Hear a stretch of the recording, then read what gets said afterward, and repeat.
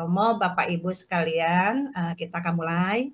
Mari kita satukan hati kita mengundang Roh Kudus hadir di tengah-tengah kita selama waktu ini yang akan diberikan materi oleh Romo.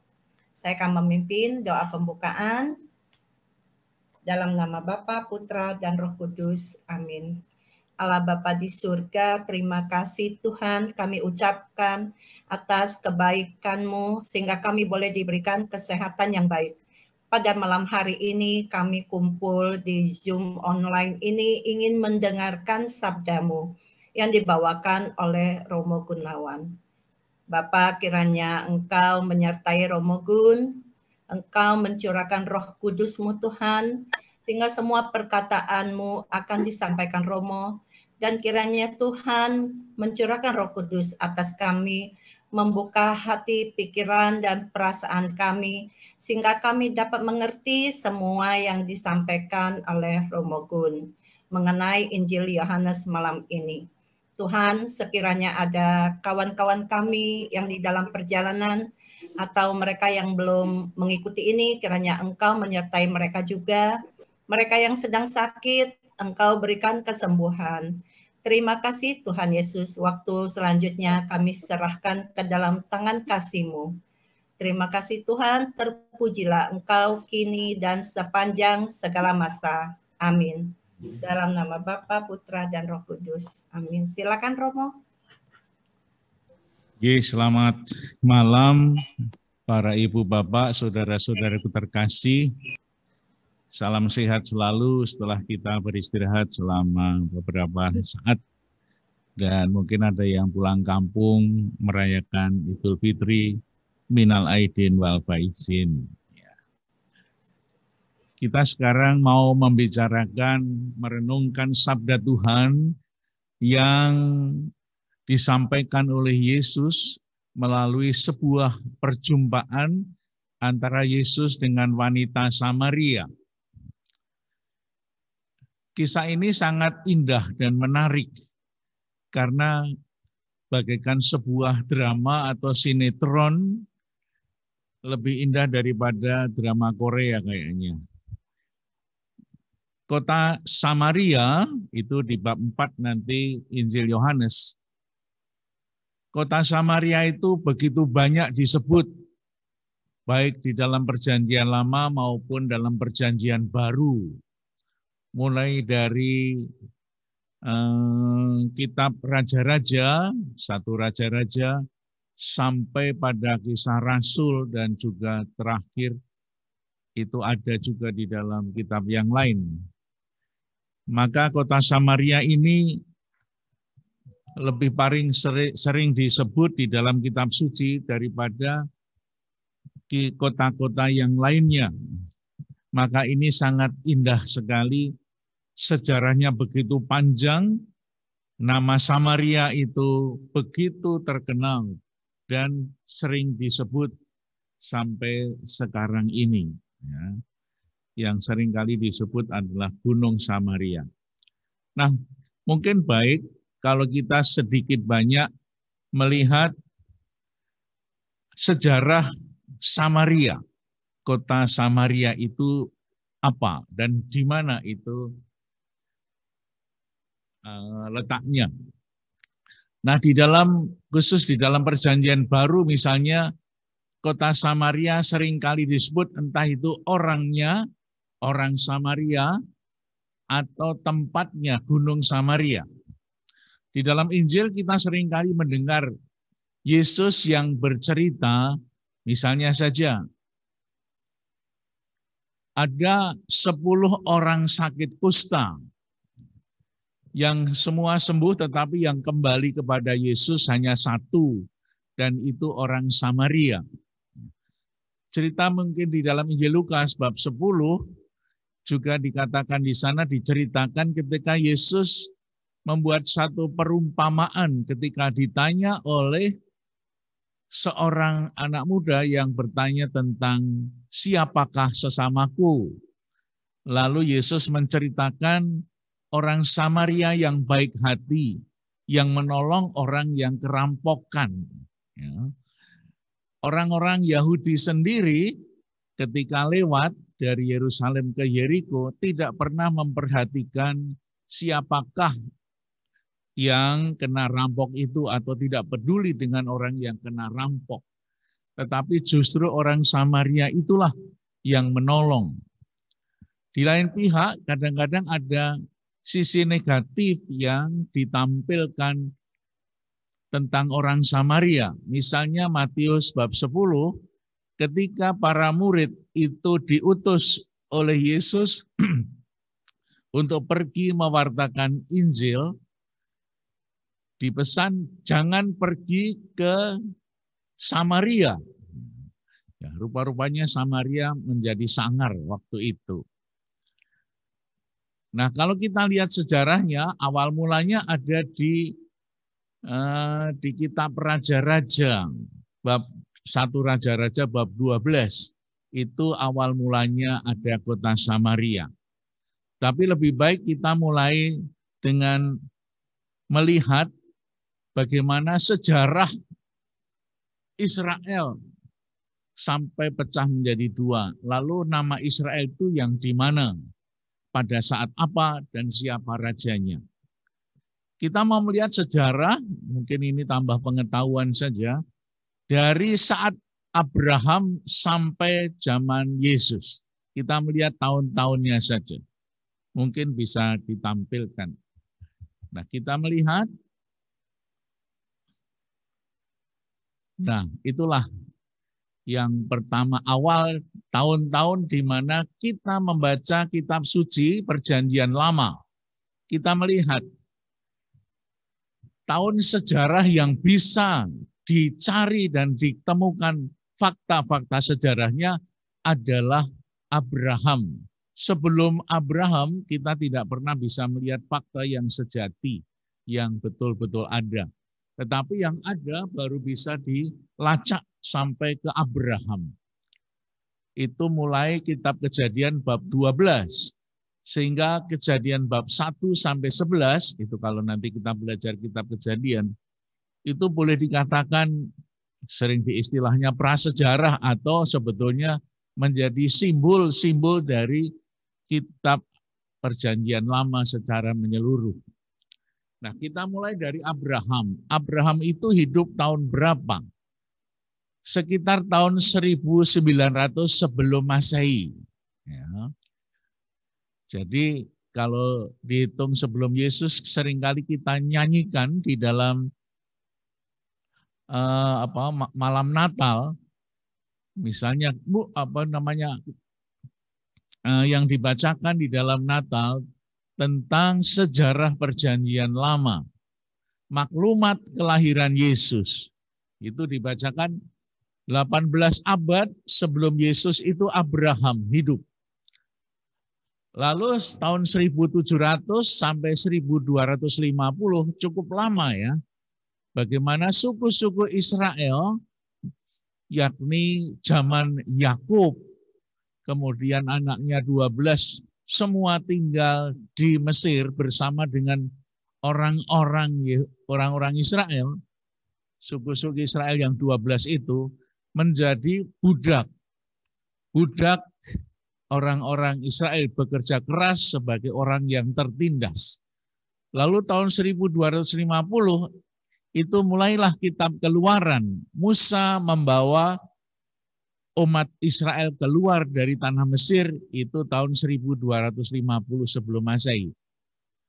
Lalu tahun 1200 suku-suku Israel itu memasuki Kanaan. Kita melihat antara kitab Keluaran yang Musa sampai 1200 itu mereka ada di padang gurun selama 40 tahun, kita melihat di sana.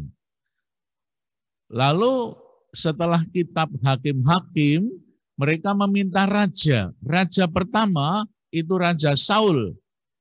Itu menguasai seluruh daerah Israel, kota Kanaan dari utara sampai selatan. Dan tahun 1000 itu gampang sekali diingat, itu Raja Daud memerintah selama 40 tahun. Gitu.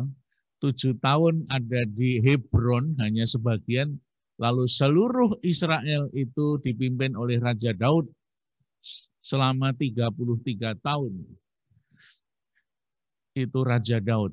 Lalu tahun 970 sebelum Masehi itu Salomo memerintah menggantikan Daud yang mati.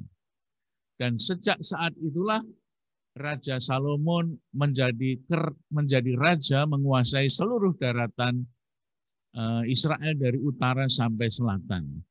Nah, ternyata kerajaan Israel itu tidak abadi. Lalu tahun 931 sebelum Masehi, itu kerajaan yang sudah dibina oleh Raja Salomo dan juga Raja Daud pecah menjadi dua. Ya.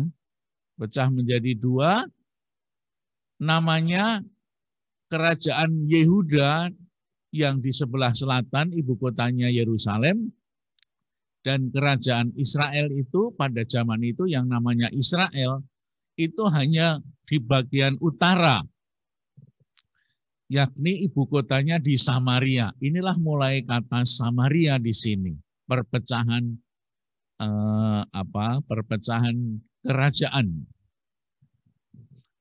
Perpecahan kerajaan itu di utara yang namanya Israel itu hanya bagian utara, Samaria ke utara.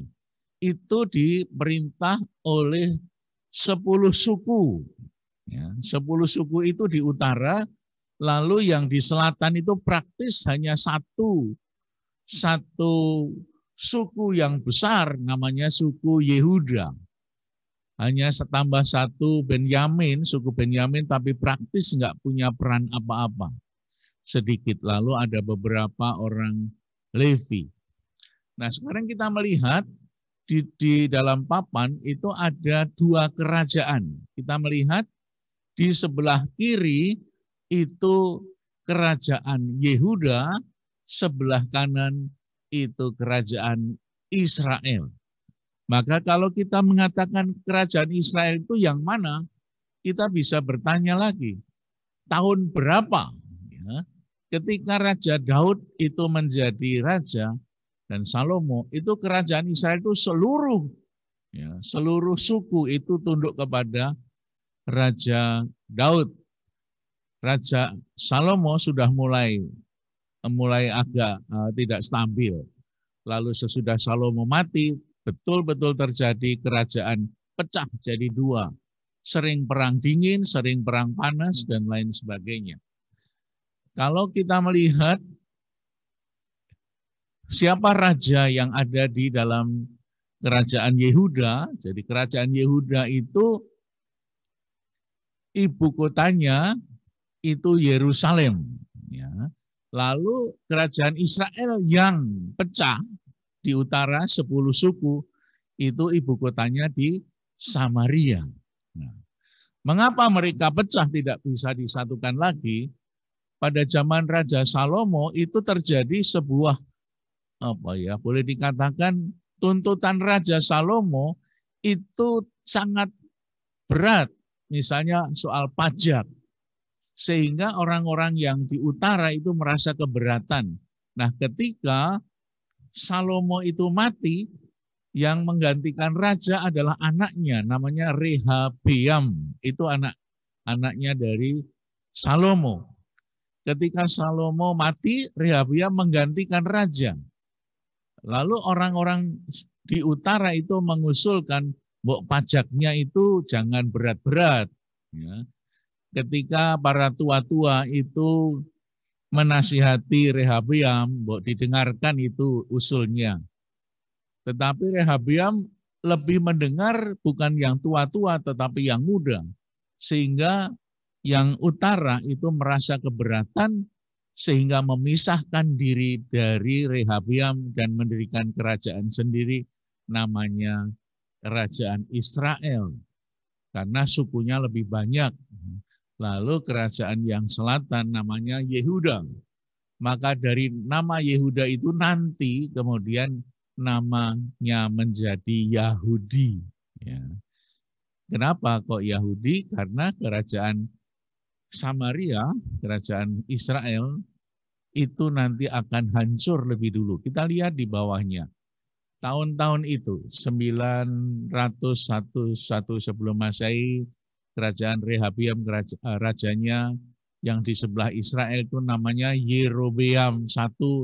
Itu bukan anaknya Salomo, tetapi dia adalah seorang yang hebat, yang pada zaman Salomo dia sebetulnya sudah agak clash. Zaman Absalom, Yerobeam, akhirnya Yerobeam pernah mengungsi ke Mesir. Dan setelah Salomo mati, dia dijadikan raja di Samaria. Ya. Lalu di bawahnya itu ada Raja Asa, karena di selatan, di Yerusalem itu hanya satu suku, maka kerajaan itu raja-rajanya hanya berasal dari suku Yehuda saja, sehingga kerajaannya lebih stabil. Tetapi di sebelah utara di Israel itu diperintah oleh 10 suku, sehingga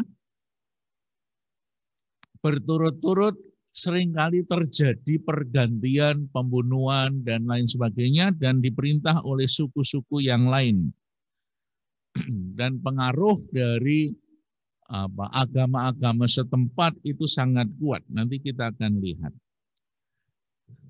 Terus di bawahnya Pak Paul. Nah, kita lihat terus-menerus di bawah itu raja-rajanya sampai kepada raja terakhir. Ya, disitulah. Tahun 722 ya, itu kerajaan Israel hancur. Dihancurkan oleh siapa? Kalau kita melihat sejarah, kemarin Sri Paus Fransiskus berkunjung ke Irak. Rupa-rupanya peninggalan-peninggalan zaman perjanjian lama itu cukup banyak di Irak. Mungkin itu salah satu alasan kenapa Sri Paus kunjungan ke Irak. Karena di Irak itu sangat banyak hubungannya dengan Israel dan Yehuda. Ya. Pada saat itu, sekitar tahun 722, sebelumnya juga terjadi, di sebelah timur itu di Irak itu kan sebelah timurnya, ada 2 kerajaan besar. Satu kerajaan Asyur itu ada di Irak Utara. Ya. Kita ingat nama Niniwe ketika cerita tentang Nabi Yunus itu diutus oleh Tuhan ke Niniwe, itu di Asyur. Kita juga ingat cerita tentang Tobit di dalam Deuterokanonika. Itu juga ada saudaranya Tobit yang tinggal di Niniwe. Ya. Akhirnya itu si Tobia sama Sarah itu menikah di Niniwe. Ya. Itu Irak Utara. Irak Selatan itu kerajaan Babel, Babilonia. Nah, pada tahun 722-21 itu kerajaan Asyur atau Assyria itu menyerang Samaria. Ya. Samaria kemudian takluk dan dihancurkan oleh kerajaan Asyur. Ya. Itu tahun 722-721. Dan sejak saat itu kisah tentang kerajaan Israel sudah tidak ada lagi. Ya. Jadi takluk kepada Asyur. Waktu itu Asyur sangat kuat di dalam kerajaannya dan tentaranya. Dan rupa-rupanya Asyur juga ingin menyerang Yerusalem, menyerang Yehuda. Ya. Raja Tiglat-Pileser itu menyerang Asyur, itu menyerang kerajaan Israel, lalu digantikan Salmaneser. Lalu Sanherib itu juga sudah mulai menyerang ke selatan Yerusalem. Tetapi rencana untuk menghancurkan Yerusalem, bait Allah itu tidak terjadi. Karena apa? Karena sekitar tahun 612 itu Babilonia, Irak Selatan itu mengalahkan Raja Asyur, ya, sehingga yang berkuasa pada waktu itu sekarang kerajaan Babilonia karena Asyur sudah tidak mempunyai kekuatan lagi. Nah, akhirnya yang nanti ceritanya yang menghancurkan Yerusalem sekitar tahun 586 sebelum Masehi adalah Babilonia. Dan Asyur sudah dikalahkan oleh Babilonia. Ya, sehingga orang-orang Yerusalem, orang-orang Yehuda banyak yang dideportasi ke Babilonia selama 50 tahun. Dan setelah 50 tahun Babilonia kalah perang sama Persia, Raja Cyrus. Ya. Kemudian orang-orang Israel, orang-orang Yehuda maksud saya, boleh kembali ke Yerusalem untuk membangun Bait Allah yang kedua. Nah, itulah kira-kira gambaran yang mungkin bisa memberikan cakrawala atau wawasan yang lebih luas tentang Samaria. Jadi Samaria adalah ibu kota kerajaan Israel sesudah Salomo. Sedangkan di selatan kerajaan Yehuda, ibu kotanya di Yerusalem. Kita lihat di dalam peta di atas itu ada 10 suku yang ada di Samaria dan sekitarnya. Ya. Yerobeam itu yang raja pertama, Yerobeam pertama, nanti tahun 760-an itu ada Yerobeam yang kedua. Ya.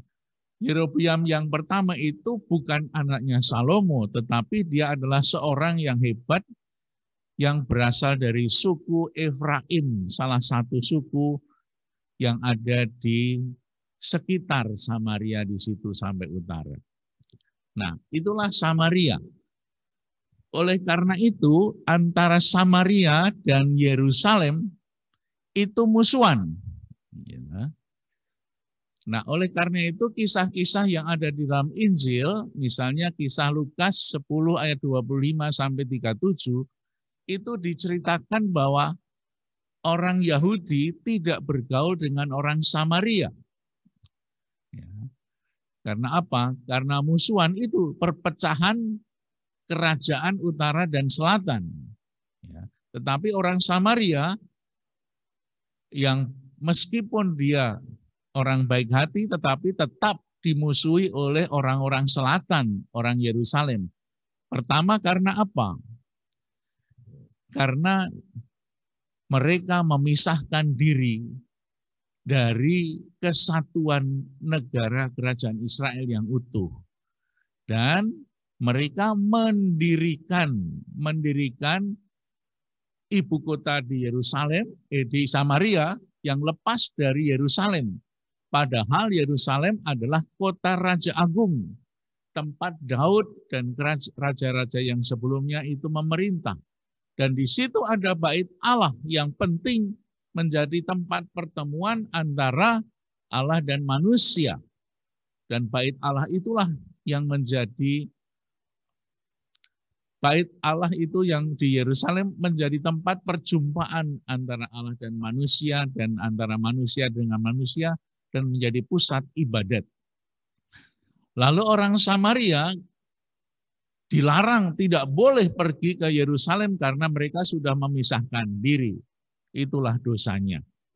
Sehingga orang Samaria nanti membangun sebuah tempat ibadat sendiri yang disebut nanti dalam Yohanes 4 itu di Gunung Gerizim. Ya.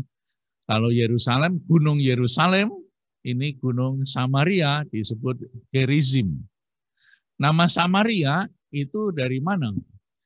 Itu adalah sebuah gunung yang dibeli oleh 10 suku Israel dari seorang yang namanya Semer. Maka orang itu namanya dipakai menjadi Samaria. Itulah sedikit singkat sejarah, moga-moga ini bisa menjadi cakrawala atau wawasan yang lebih luas ketika kita mempelajari tentang Samaria, atau nanti lebih detail lagi orang atau wanita Samaria yang ketemu Yesus. Ya. Kita kembali kepada teks kitab suci supaya kita lebih bisa memahami. Sedikit tadi sudah kita pelajari, moga-moga itu menjadi latar belakang untuk memahami kisah tentang wanita Samaria. Nah, Yohanes bab 4. Kita melihat waktu itu, ini bagian pertama itu dari kitab tanda-tanda, kita sebut dari Kana ke Kana. Ya. Kita melihat perjalanan Yesus ketika bab 2, Yesus membuat tanda pertama. Tanda pertama itu di Kana. Yesus merubah air menjadi anggur. Kita sudah bahas. Sesudah itu dari Kana di atas, Yesus pergi ke Yerusalem. Ya, kita ingat bagaimana Yesus mengusir orang-orang yang berjualan, para money changer di sana, diputar di bangku-bangku mereka dibongkar, diputar balikkan, marah Yesus di sana. Setelah di Yerusalem, Yesus di Yerusalem ketemu dengan bab 3, yakni Nikodemus. Sudah kita bahas 2 minggu lalu. Nah, sekarang Yesus mau kembali ke Kana, kembali ke Galilea di utara. Di situ, di Yerusalem, Yesus banyak membuat mukjizat. Itu ada di dalam Yohanes 2 ayat 23.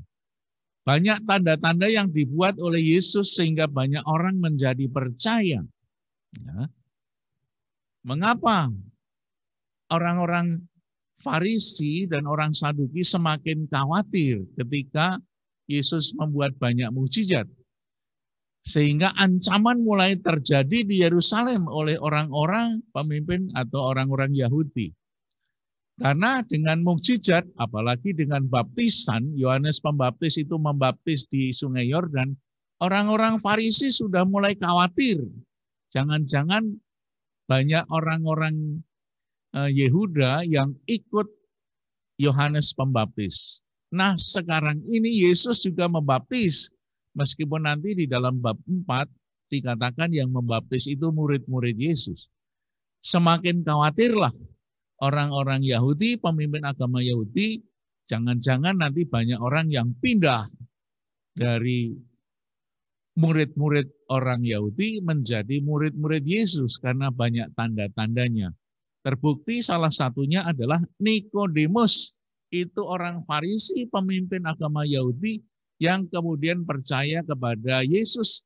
Dan bahkan kemarin sudah melihat bab 7 dan bab 19, secara terang-terangan Nikodemus itu mengikuti Yesus. Bahkan secara terbuka mengantar jenazah Yesus sampai terakhir.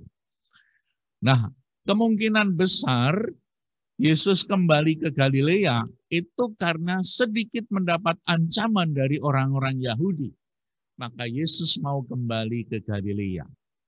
Nah, kita lihat dalam peta, dari Yerusalem ke Galilea, ke Nazaret, ke Kana, itu harus melewati Samaria. Ya. Samaria dengan latar belakang yang seperti yang kita jelaskan tadi. Antara orang-orang Yahudi menjadi Yahudi, dengan orang Samaria, itu sampai detik ini, itu musuhan. Tidak akur. Maka kalau kita semua ziarah ke Israel, nggak pernah ke Samaria. Katanya daerah yang cukup berbahaya karena orang-orang Yahudi musuhan dengan Samaria. Nah, inilah bab 4 Injil Yohanes. Yesus sedang dalam perjalanan ke Kana, ke Galilea, dan melewati Samaria. Biasanya orang-orang di sana kalau dari Kana atau dari Nazaret atau dari Galilea ke Yerusalem tidak lewat Samaria, tetapi menyusuri Sungai Yordan di sebelah timur. Baru pulangnya itu mereka melewati Samaria. Samaria itu pegunungan, Gunung Samaria. Nah, sekarang apa yang terjadi?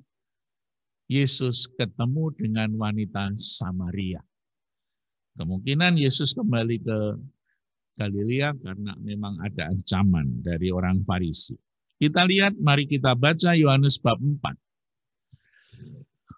Ketika Tuhan Yesus mengetahui bahwa orang-orang Farisi telah mendengar bahwa ia memperoleh dan membaptis murid lebih banyak daripada Yohanes, meskipun Yesus sendiri tidak membaptis melainkan murid-muridnya.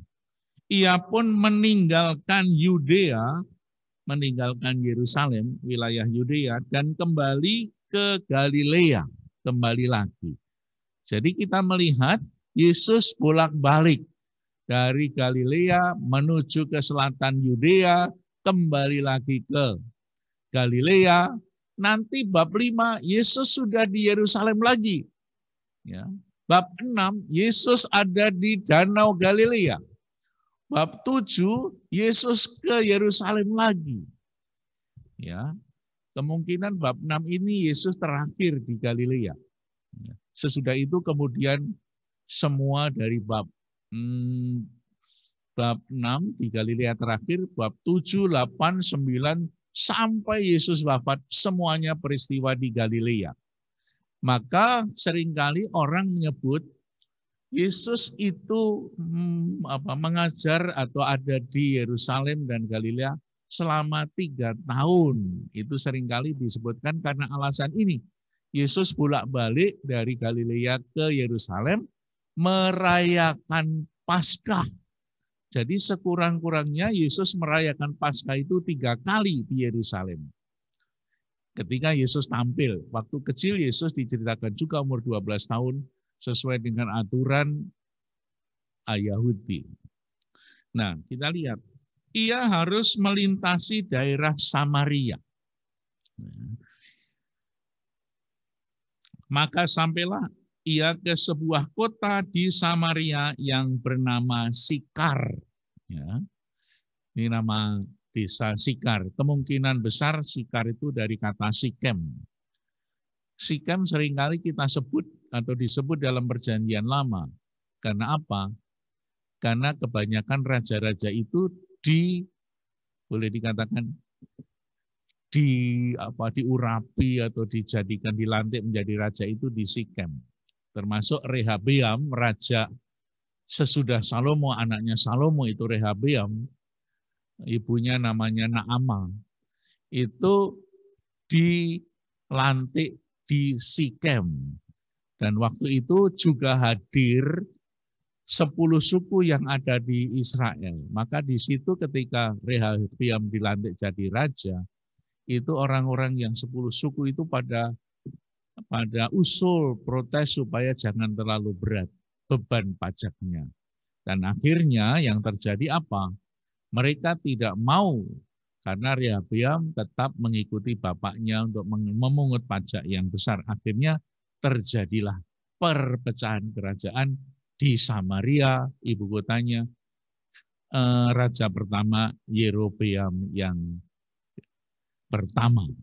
Tetapi karena mereka semua, raja-raja itu kebanyakan adalah orang-orang yang tidak taat kepada Tuhan, banyak bergaul dengan dewa-dewi setempat, sehingga disitulah terjadi boleh dikatakan pemberontakan secara religius, tidak lagi percaya kepada Allah nenek moyang. Mereka seringkali bersekutu dengan dewa-dewi setempat. Ya. Itulah yang terjadi. Sikar itu di mana? Dekat tanah yang diberikan Yakub dahulu kepada anaknya Yusuf. Di situ terdapat sumur Yakub. Meskipun dalam perjanjian lama tidak disebut ya sumur Yakub. Tapi kita pernah membaca di dalam kitab Keluaran itu bagaimana sejarahnya Yakub ketika dia sedikit clash sama kakaknya namanya Esau. Esau dan Yakub itu anaknya Ishak, itu sebetulnya anak kembar. Tetapi Esau lahir dahulu. Kita tahu ceritanya bagaimana Yakub itu membohongi Ishak ya dengan macam-macam itu atas nasihat dari ibunya Yakub yang namanya Ribka atau Rebeka. Akhirnya Yakub melarikan diri ke tempatnya Laban yang nanti menjadi mertuanya. Nah, Yakub mendapatkan istri dua dari Laban, itu namanya Lea dan Rachel. Anaknya menjadi 12, satu perempuan jadi 13. Lalu di situ ada sumur Yakub, peninggalan Yakub. Apa yang terjadi? Di situ terdapat sumur Yakub. Yesus sangat letih oleh perjalanan, karena itu ia duduk di pinggir sumur itu. Hari kira-kira pukul 12. Nah, sekarang drama dimulai. Sinetron yang indah sekali dimulai. Apa yang dilukiskan di sana sedikit banyak mirip-mirip dengan apa yang terjadi di bab 3 ketika Yesus bertemu dengan Nikodemus. Yakni apa? Nikodemus yang seringkali tidak mengerti apa yang dikatakan Yesus, salah paham. Ketika Yesus mengatakan, kalau manusia tidak dilahirkan dari air dan roh, dia tidak masuk kerajaan Allah. Jawabnya apa? Bagaimana mungkin seorang yang sudah tua masuk dalam rahim ibunya? Enggak mudeng, dasar oon. Ya. Nah, ini juga terjadi, salah paham ini dalam diri seorang wanita Samaria. Ini ceritanya indah sekali. Jawaban dan pertanyaan luar biasa indahnya. Dimulai dari apa?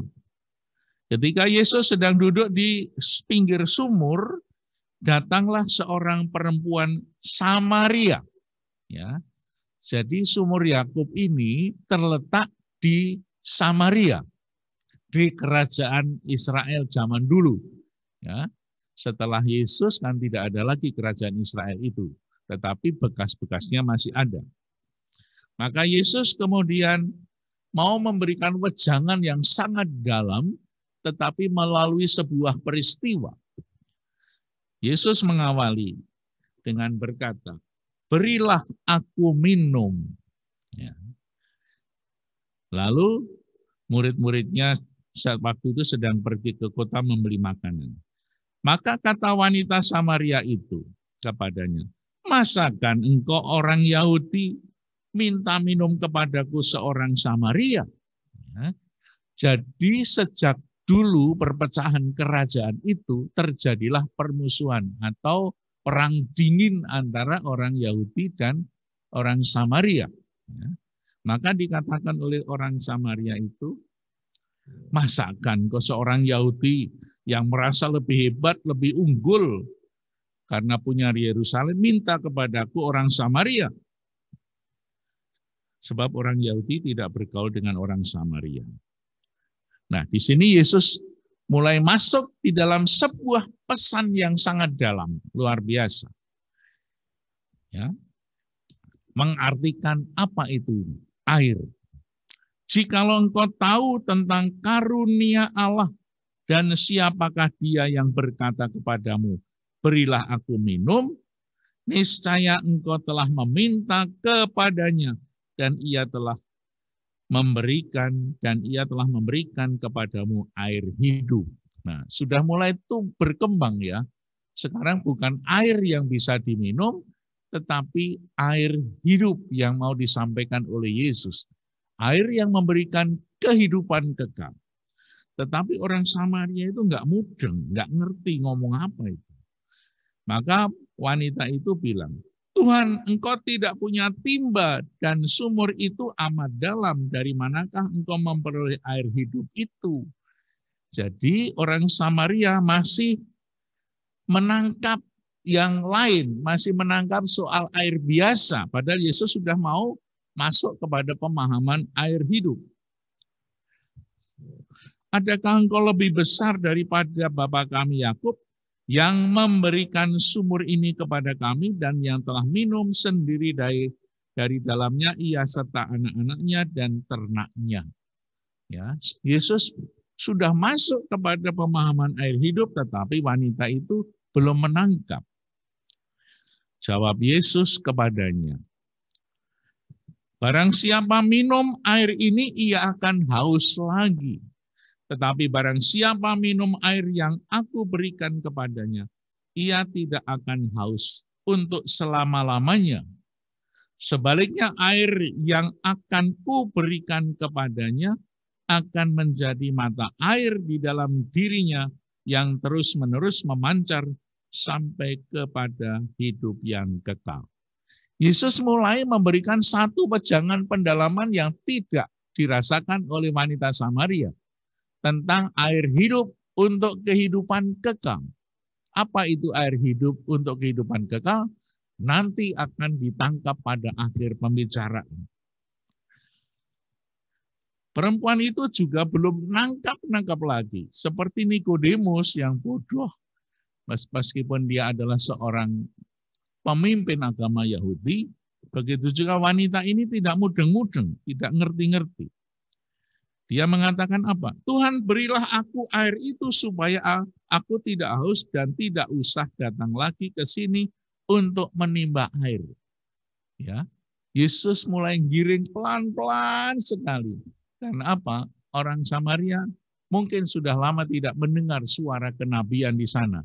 Kalau kita melihat tadi di dalam sejarah Israel dan sejarah Yehuda, kita melihat bahwa di dalam kerajaan Israel yang utara itu hanya ada 4 nabi. Nabi Elia, Nabi Elisa, Nabi Amos, dan Nabi Hosea. Ya, hanya 4. Jadi kalau kita nanti membaca kitab-kitab para nabi, kita melihat Elisa dan Elia itu tidak menulis, tidak ada tulisan ini Nabi Elia, ini Nabi Elisa, tetapi hanya bisa kita lihat di dalam kitab sejarah, yaitu di kitab Raja-Raja, 1 Raja-Raja dan 2 Raja-Raja. Tetapi di dalam kerajaan Yehuda itu nabinya banyak.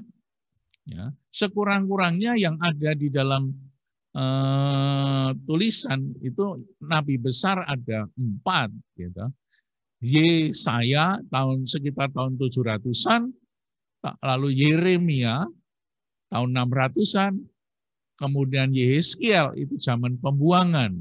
Di sekitar itu ada nabi-nabi kecil, misalnya Nahum, Habakuk, Sefanya, Mika. Lalu sesudah pembuangan itu ada nabi-nabi Hagai, Zakarias, Obadja, Maleaki yang seringkali kita dengar. Jadi hampir semua nabi yang ditulis di dalam kitab Perjanjian Lama itu ada di selatan di Yerusalem. Ya.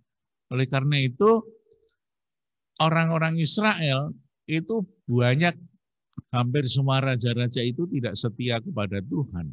Maka dihancurkan oleh Tuhan tahun 722-21, tidak ada lagi ceritanya. Dan kalau kita membaca kitab Amos itu yang berada di utara, mengkritik raja dan Raja Yeroboam kedua waktu itu, imamnya namanya Amasya. Itu kerajaan itu sudah luar biasa, tidak ikut nasihat Tuhan, perintah Tuhan. Karena apa? Karena mereka lebih mendengarkan dewa-dewa yang ada di setempat dan terjadi kondisi yang sangat jomplang antara kaum kaya dan kaum miskin. Maka Amos menubuatkan tentang kehancuran Samaria.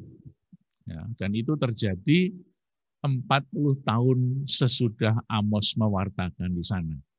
sekitar tahun 721. Amos hadir di Samaria sekitar tahun 760-an sebelum Masehi. Itu yang terjadi. Nanti kita akan lihat di dalam kitab Raja-Raja apa yang terjadi. Mari kita lihat seterusnya. Kata Yesus kepadanya, ya, setelah selesai ngomong tentang air hidup, kata perempuan itu, Tuhan berikanlah aku air ini supaya aku tidak haus dan tidak usah datang lagi ke sini untuk menimba air. Kata Yesus kepadanya. Pembicaraan berubah sekarang. Pembicaraan apa? Pergilah, panggillah suamimu dan datanglah ke sini. Sekarang pembicaraannya setelah air hidup berubah jadi ketika dia minta berikan air, panggil dulu suamimu mana. Kata perempuan itu, aku tidak mempunyai suami. Kata Yesus kepadanya, tepat katamu bahwa engkau tidak mempunyai suami, sebab engkau sudah mempunyai 5 suami dan yang ada sekarang padamu bukanlah suamimu. Dalam hal ini engkau berkata benar. Nah, kita lihat sekarang ini soal masalah suami. Perempuan itu mengatakan apa yang dikatakan oleh Yesus itu ditebak, ya, ditebak oleh Yesus. Bahwa orang Samaria itu sudah mempunyai 5 suami. Ini mirip-mirip dengan bab 1 Injil Yohanes ketika Yesus bertemu dengan Natanael. Kita masih ingat? Ketika Natanael diberitahu oleh Filipus, Filipus mengatakan, ada Mesias, yang aku baru saja ketemu Mesias yang dari Nazaret. Kemudian Natanael, itu Bartolomeus, bilang kan, apakah ada seorang nabi yang dari Nazaret? Ada yang baik dari Nazaret kah? Marilah dan lihatlah. Nah, ini kemarin dipakai oleh Sri Paus untuk tema Hari Komunikasi Sosial Sedunia. Mari dan lihatlah. Ya. Lalu kita diajak untuk juga mari dan lihatlah, jangan percaya kepada hoax yang tidak jelas itu. Yang sekarang soal Palestina dan Israel itu kan nggak karu-karuan. Kita harus berani melihat yang benar, yang mana. Nah, apa yang terjadi? Ada orang atau dalam tulisan tafsir itu apa yang dikatakan dengan 5 suami. Kita ingat dalam sejarah kerajaan Israel tadi. Tahun 721 tentara-tentara atau kerajaan Asyur menyerang Samaria. Dan kalau Bapak Ibu mau membaca kisah 1-2 raja sangat menarik. Silahkan nanti kalau iseng-iseng duduk-duduk, silahkan baca kitab 1-2 raja. Itu indah sekali dan bagaimana peristiwa-peristiwa tentang macam-macam. Misalnya soal Raja Ahab dan Isabel. Kalau Isabel itu kalau dibaca pelan-pelan, Isabel gitu. Itu yang membunuh Nabot. Ya. Karena ingin kebun anggurnya Nabot. Macam-macam ceritanya, bagus-bagus. Silahkan. Nah, kalau kita melihat Samaria di situ, coba kita membuka 2 Raja-Raja bab 17 ayat 24.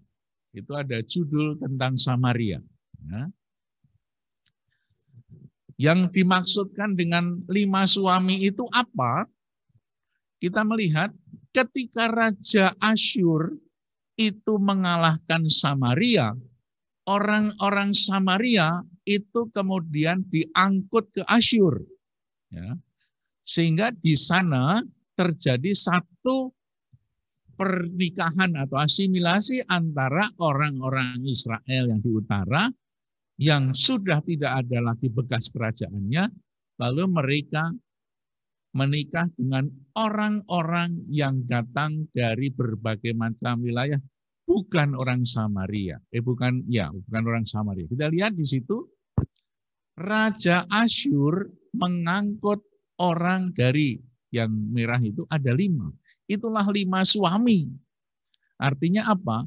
suami bukan sebagai ibu ini punya suami, tetapi sebagai bangsa Israel, ketika bangsa Israel itu hancur, lalu ditawan ke Asyur, yang ditinggal adalah masih ada juga orang Samaria. Dan tempat-tempat di mana orang Samaria itu sudah dibawa ke Asyur, Raja Asyur itu membawa orang-orang dari luar Samaria, dari tempatnya Raja Asyur, suruh tinggal di Samaria. Orang mana itu? 1, Babel. 2, Kuta. Bukan Kuta Bali ya. Dari Awa, dari Hamat, dan Sefarwaim. Ada 5. Nah, para penulis kitab suci mengatakan yang dimaksud suaminya 5 itu adalah bangsa-bangsa Israel itu sudah tidak murni lagi darahnya. Darah Abraham, Ishak, Yakub tidak lagi menjadi darah murni. Karena apa? Karena orang-orang Israel itu sudah bergaul dan bahkan mereka bersatu dengan 5 suami. Jadi orang Babel, Kuta, Awa, Hamat, dan Sefarwaim itu menempati tempat di Samaria. Sehingga orang-orang keturunan Israel itu akhirnya menikah dengan mereka, hidup bersama, ya, lalu menyebabkan darahnya orang Israel sudah tidak murni lagi. Kita baca, Samaria menggantikan orang, aduh malah hilang, Pak. Samaria menggantikan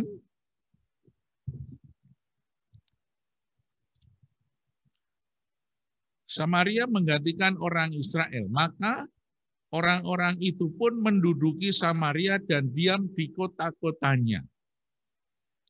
Ya. Pada mulanya waktu mereka diam di sana, tidaklah mereka takut kepada Tuhan. Sebab itu Tuhan melepaskan singanya di antara mereka dan membunuh beberapa orang di antara mereka.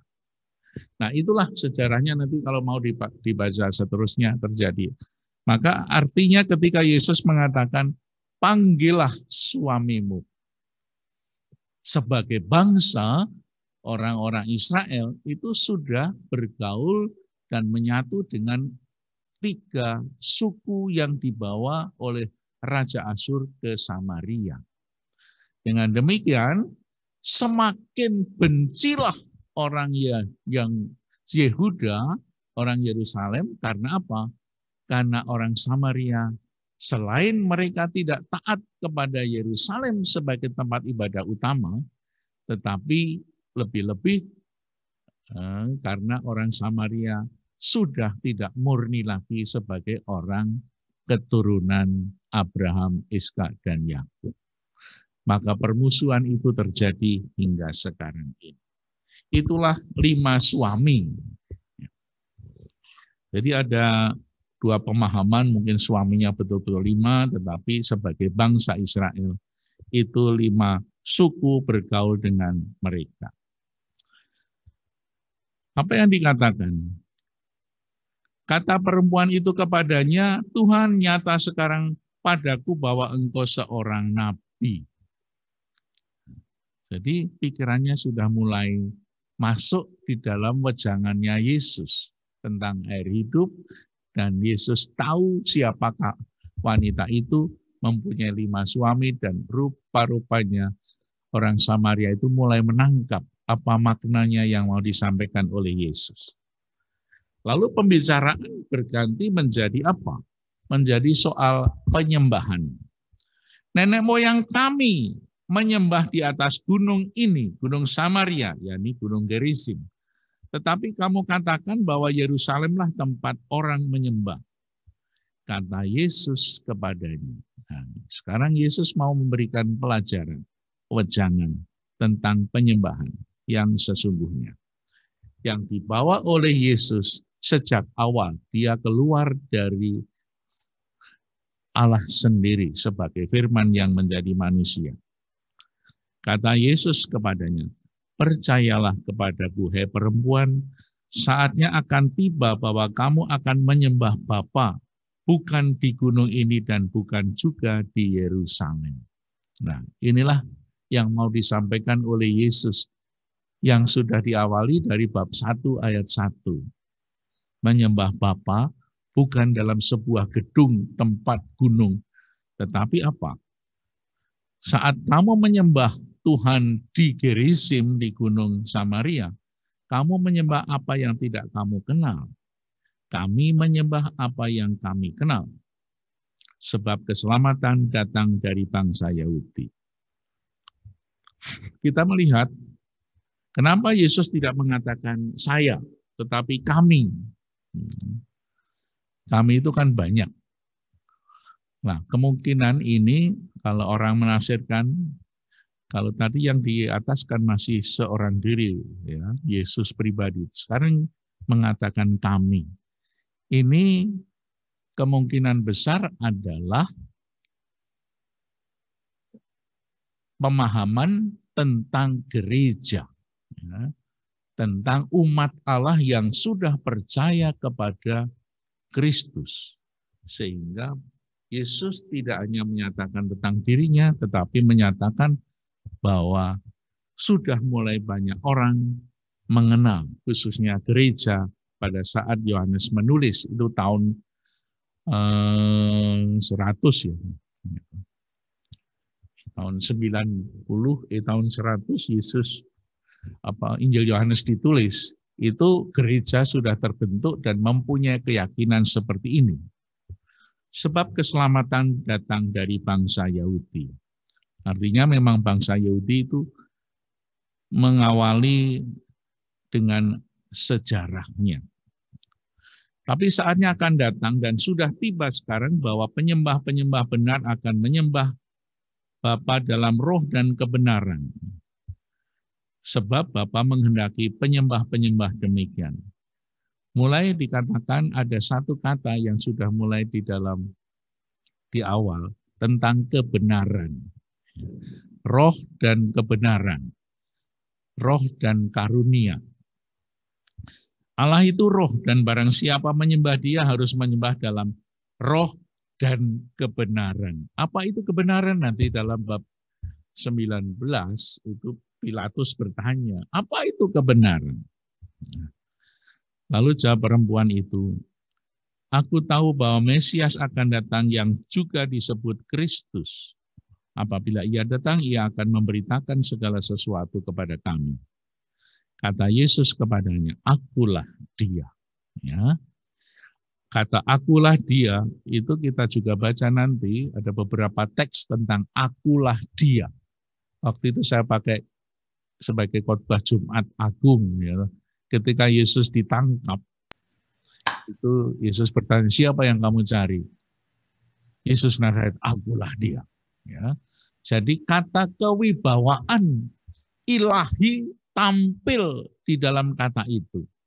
Maka ketika Yesus mengatakan, akulah dia, ketika Yesus mau ditangkap, semua kelikaran, semua jatuh. Karena kewibawaan ilahi tampil di saat Yesus mengatakan, akulah dia. Itu juga terjadi pada Paulus ketika dia mau membunuh orang Kristen, menganiaya orang Kristiani, ketemu Yesus dalam perjalanan di Damsik. Wajah ilahi tampil di dalam perjumpaan dengan Paulus, maka Paulus jatuh. Ya, tidak kuat menahan sinar dan juga wibawa keilahian. Ini juga tampak ketika Yesus bicara dengan wanita. Akulah dia yang sedang berkata-kata dengan engkau. Ya. Jadi ada beberapa teks yang kembali. Misalnya apa yang dikatakan Natanael dalam bab 1, kembali lagi dalam kisah tentang Nikodemus, Samaria. Jadi pola-pola itu rupa-rupanya memang sungguh disengaja sebagai pola khasnya Injil Yohanes. Nah, sekarang mulai babak yang berikut, babak kedua, babak selanjutnya lah. Bagaimana dengan para murid yang mereka sedang pergi untuk membeli makanan. Sehingga Yesus sekarang mau memberikan wejangan tadi kepada wanita Samaria, sekarang kepada para muridnya. Seperti yang tadi dikatakan dalam cerita-cerita sebelumnya, Nikodemus nggak mudeng, nggak ngerti, wanita Samaria nggak ngerti, para murid pun juga nggak ngerti sekarang ini. Ada salah paham terus apa yang dikatakan Yesus. Pada waktu itu datanglah murid-muridnya dan mereka heran bahwa ia sedang bercakap-cakap dengan seorang perempuan. Tapi tidak seorang pun yang berkata apa yang engkau kehendaki atau apa yang engkau percakapkan dengan dia. Maka perempuan itu meninggalkan tempayannya di situ lalu pergi ke kota dan berkata kepada orang-orang yang di situ, "Mari lihat, di sana ada seorang yang mengatakan kepadaku segala sesuatu yang telah kuperbuat, mungkinkah dia Kristus?" Kita lihat persis dengan apa yang dikatakan Filipus kepada Natanael. Dia mewartakan kepada Natanael bahwa aku sudah ketemu dengan Mesias. Lalu Natanael datang, mari dan lihatlah. Dan ketika itu Yesus mengatakan, aku telah melihat engkau ketika engkau berada di bawah pohon ara. Ya, jadi ditebak oleh Yesus, sebelum Yesus ketemu sudah tahu. Begitu juga tadi wanita Samaria ketika Yesus minta, mana suamimu? Ditebak oleh Yesus, maka dari proses itulah kemudian wanita itu menjadi percaya dan mewartakan kepada orang-orang di kota. Dan mereka pun pergi keluar kota lalu datang kepada Yesus. Sementara itu murid-muridnya ada, nanti kesimpulannya seperti Natanael. Dia percaya kepada Yesus bukan karena pewartaan Filipus, tetapi karena melihat sendiri siapakah Yesus. Itu yang nanti terjadi sama dengan peristiwa ini. Sekarang murid-muridnya yang akan dikasih wejangan, yang tidak mudah untuk mengerti. Sementara murid-muridnya mengajak dia, katanya, Rabi makanlah. Tetapi ia berkata kepadanya, padaku ada makanan yang tidak kamu kenal. Maka murid-murid itu berkata seorang kepada yang lain, adakah orang yang telah membawa sesuatu kepadanya untuk dimakan? Salah tangkap lagi. Kata Yesus kepada mereka, makananku ialah melakukan kehendak Dia yang mengutus aku dan menyelesaikan pekerjaannya. Itu jawaban Yesus. Mungkin ini menjadi inspirasi bagi saya juga. Romo ayo makan. Nanti saya jawab, makananku adalah melakukan kehendak Dia. Jadi inilah yang disebut makanan Yesus. Bukanlah kamu mengatakan 4 bulan lagi tibalah musim menuai. Jadi di sana ada musim panen dan musim menuai. Nanti kita akan melihat pesta panenan di bab 7. Tapi aku berkata kepadamu, lihatlah sekelilingmu dan pandanglah ladang-ladang yang sudah menguning dan matang untuk dituai. Sekarang juga penuai telah menerima upahnya dan ia mengumpulkan buah untuk hidup yang kekal. Sehingga penabur dan penuai sama-sama bersuka cita. Sebab hal itu benarlah peribahasa yang seorang menabur, yang lain menuai. Kok tiba-tiba Yesus ngomong penabur dan penuai, kenapa? Kita melihat apa yang diwartakan oleh Yesus kepada orang Samaria itu telah berbuah, ya, sehingga wanita itu menjadi percaya dan mewartakan Injil. Inilah panenan yang tampak, yang sungguh kelihatan bahwa ada orang yang percaya kepada Yesus, orang Samaria, dan dia mewartakan, sehingga nanti kita lihat dalam akhir cerita banyak orang dari kota datang kepada Yesus dan percaya. Tapi percaya itu seperti Natanael, bukan karena dia mendapatkan cerita dari Filipus, orang-orang kota itu percaya bukan karena orang Samaria itu, tetapi dia berjumpa dengan Yesus.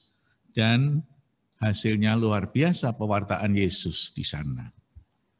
Dan ini 39, dan banyak orang Samaria dari kota itu telah menjadi percaya kepadanya karena perkataan perempuan itu yang bersaksi. Ia mengatakan kepadaku segala sesuatu yang telah kuperbuat. Ketika orang-orang Samaria itu sampai kepada Yesus, mereka meminta kepadanya supaya ia tinggal pada mereka, dan ia pun tinggal di Samaria 2 hari lamanya. Nah, yang terakhir ini, dan lebih banyak lagi orang yang menjadi percaya. Ini saat menuai panenan.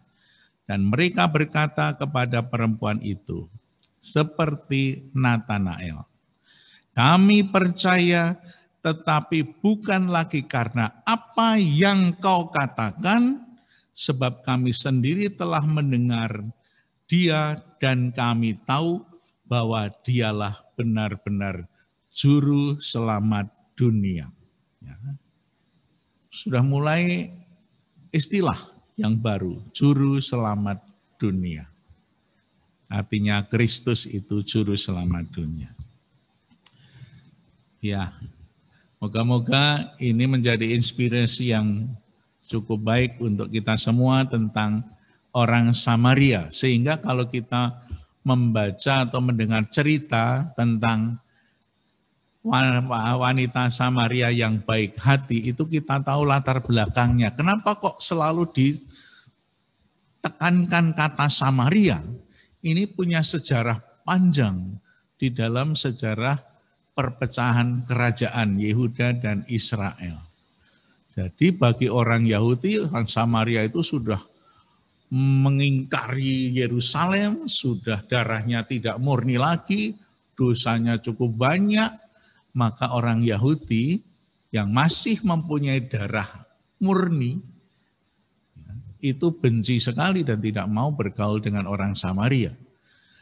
Nah, kemudian Yesus memberikan pelajaran yang baru untuk orang-orang Yehuda atau untuk orang Yahudi pada zaman Yesus. Artinya apa? Orang yang diselamatkan, orang yang dicintai oleh Tuhan, orang yang disayang oleh Tuhan, bukan diselamatkan karena darah, itu yang penting.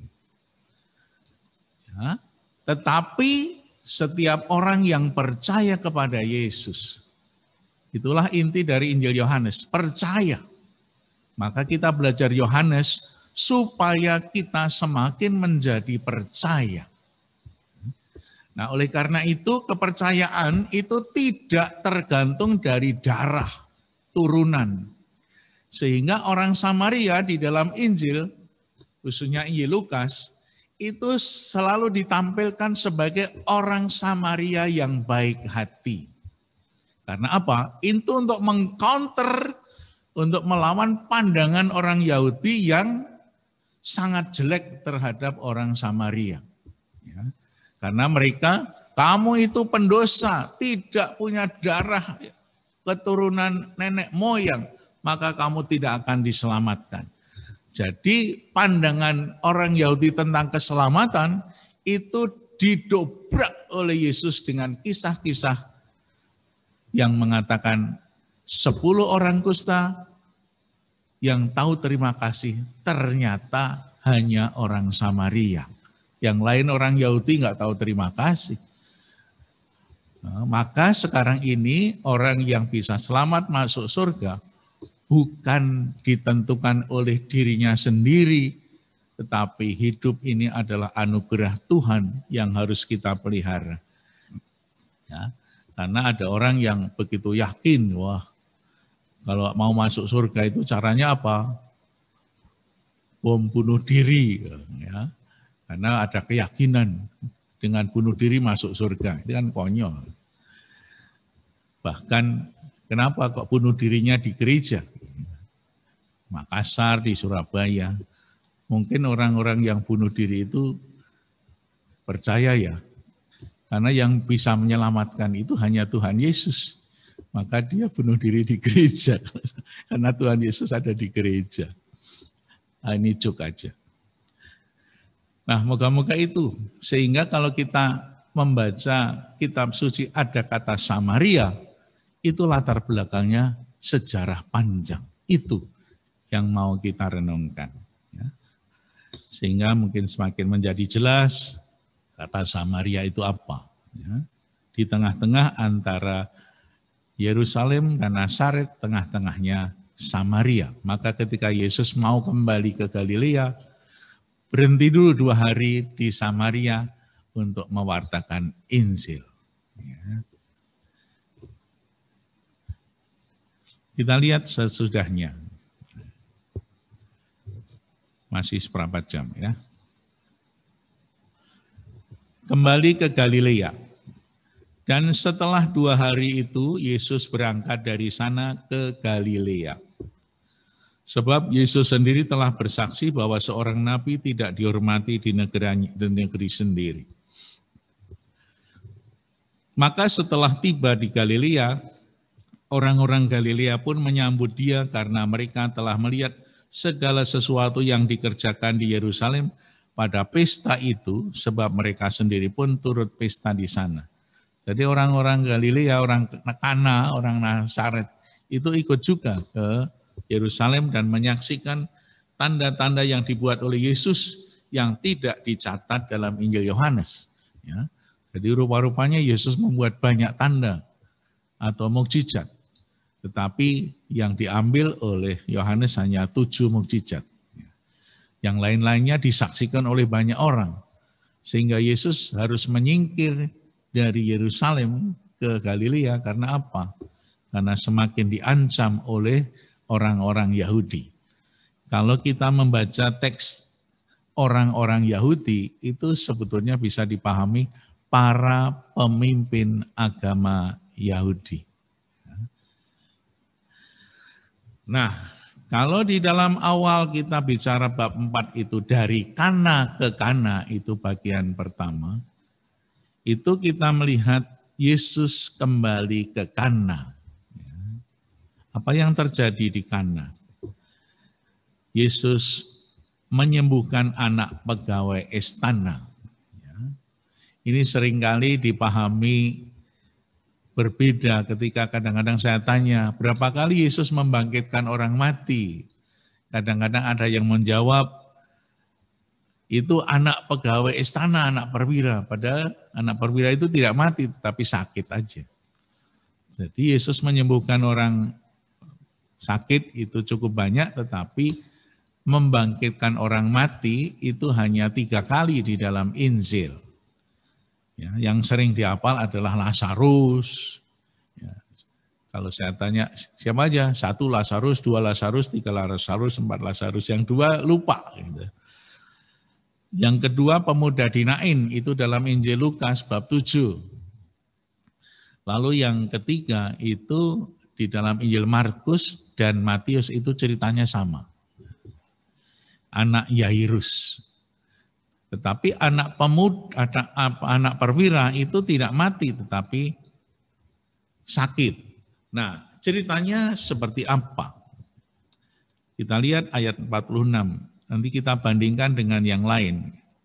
Di atas itu ada Matius 8, 5, 13 dan Lukas 7, 1-10. Maka Yesus kembali lagi ke Kana di Galilea, di mana ia membuat air menjadi anggur. Dan di Kafarnaum ada seorang pegawai istana, anaknya sedang sakit. Ya. Kalau kita membaca Matius bab 8 atau Lukas bab 7 itu ceritanya mirip-mirip. Lukas dan Matius sama ceritanya. Yohanes sedikit berbeda. Mirip-mirip. Kita bertanya ini sebetulnya ada hubungan apa? Tidak mudah untuk mengetahui itu. Karena terjadinya di tempat yang berbeda.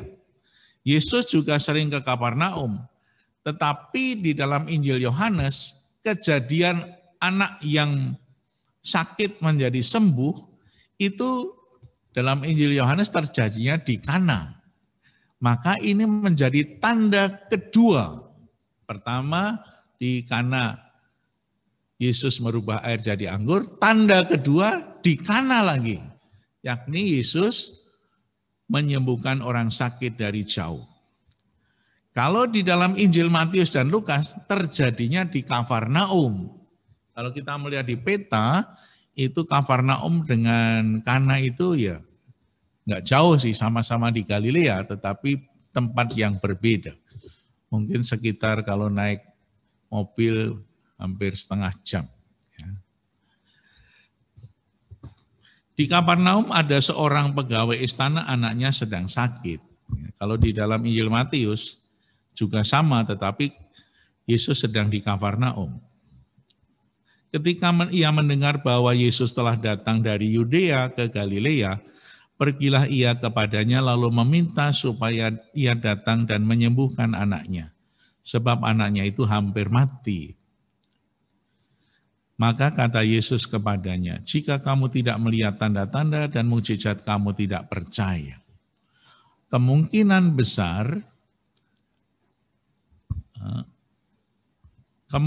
besar bahwa pegawai istana itu juga mendengar tanda-tanda yang dibuat oleh Yesus di Yerusalem. Seperti orang-orang lain, seperti tadi di dalam Injil sebelumnya, orang banyak tahu tentang Yesus yang membuat banyak tanda di Yerusalem. Kemungkinan pegawai istana ini, kalau di dalam Injil Matius itu perwira, kalau ini pegawai istana. Sama-sama anaknya sakit. Maka ketika mereka atau pegawai istana itu mendengar Yesus banyak membuat tanda di Yerusalem, maka dia datang. Lalu mengapa Yesus mengatakan, jika kamu tidak melihat tanda dan mukjizat, kamu tidak percaya? Maka Yesus mengatakan seperti itu karena apa? Pemahaman pegawai istana tadi adalah Yesus membuat mukjizat. Maka Yesus mengatakan kalau kamu tidak membuat tanda dan mukjizat, kamu tidak percaya.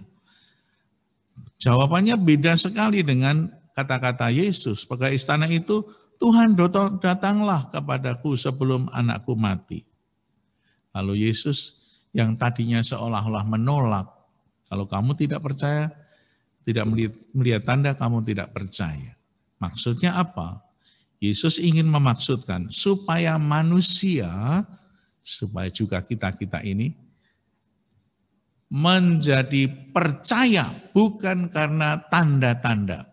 Ya, nanti dalam kitab kemuliaan dan juga akhir dari kesimpulannya bahwa maksud penulisan Injil Yohanes supaya kamu percaya meskipun tidak ada tanda-tanda.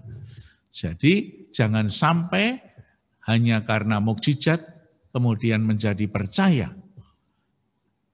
Dalam Injil Yohanes nanti dikatakan juga kepada Thomas, seperti yang sudah kita hafal, berbahagialah mereka yang tidak melihat namun percaya. Maka kata percaya dalam Injil Yohanes sungguh sangat ditekankan supaya kita juga percaya. Namun Yesus kemudian mengabulkan doanya, permintaannya, pergilah anakmu hidup. Orang itu percaya akan perkataan yang dikatakan Yesus kepadanya lalu pergi. Ketika ia masih di tengah jalan, hamba-hambanya telah datang kepadanya dengan kabar bahwa anaknya hidup. Ia bertanya kepada mereka, pukul berapa anak itu mulai sembuh? Jawab mereka, kemarin siang pukul 1 demamnya hilang. Maka teringatlah ayah itu bahwa pada saat itulah Yesus berkata kepadanya, anakmu hidup. Lalu ia pun percaya, ia dan seluruh keluarganya. Dan itulah tanda kedua yang dibuat Yesus ketika ia pulang dari Yudea ke Galilea. Nah, itulah kisah di bab 4 tentang orang Samaria yang sungguh indah. Dan kemudian tentang tanda yang kedua dari ke-7 tanda yang nanti akan kita baca.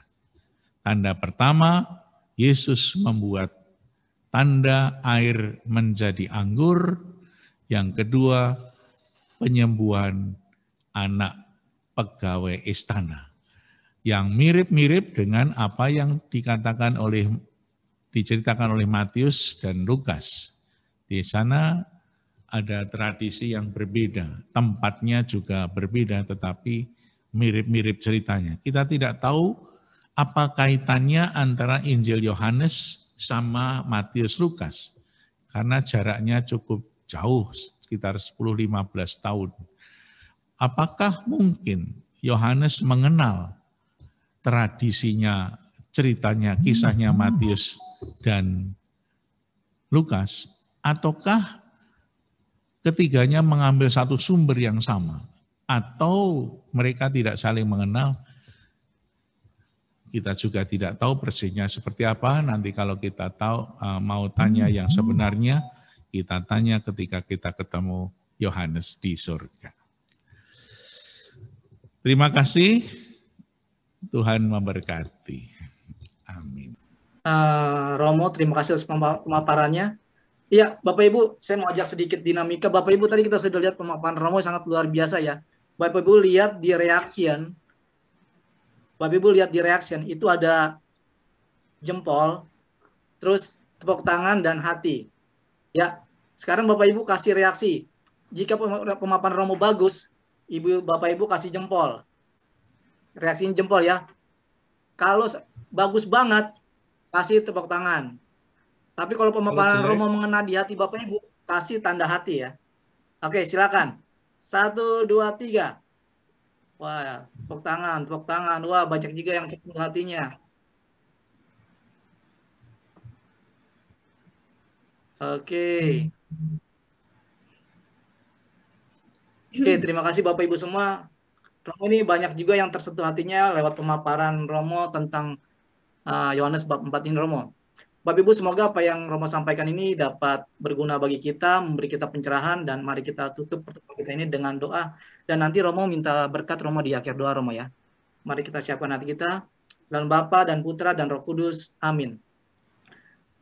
Allah Bapa yang baik, kami bersyukur untuk kasih-Mu, untuk berkat-Mu yang begitu besar pada kami lewat kebersamaan ini di kursus Injil Yohanes, di mana kami boleh belajar sabda-Mu, kami boleh belajar melalui orang wanita Samaria yang ditemui Yesus, dan juga perwira yang mengalami perjumpaan dengan Yesus, di mana anaknya disembuhkan oleh Yesus. Allah, Bapa yang baik, kami bersyukur lewat pertemuan ini kami semakin dikuatkan bahwa Engkau adalah Allah yang baik, bahwa Engkau adalah Allah yang selalu hadir dalam kehidupan kami. Terima kasih untuk itu semua Bapak, dan kami akan menutup perjumpaan ini melalui berkat yang akan diberikan oleh Romo Gunawan. Tuhan sertamu Dan sertamu juga. Semoga kita semua senantiasa dituntun sehingga boleh belajar menjadi percaya seperti para murid Yesus dan mewartakan kebaikan Tuhan dengan didampingi oleh berkat Allah yang Maha Kuasa, Bapa dan Putra dan Roh Kudus. Amin. Terima kasih Romo.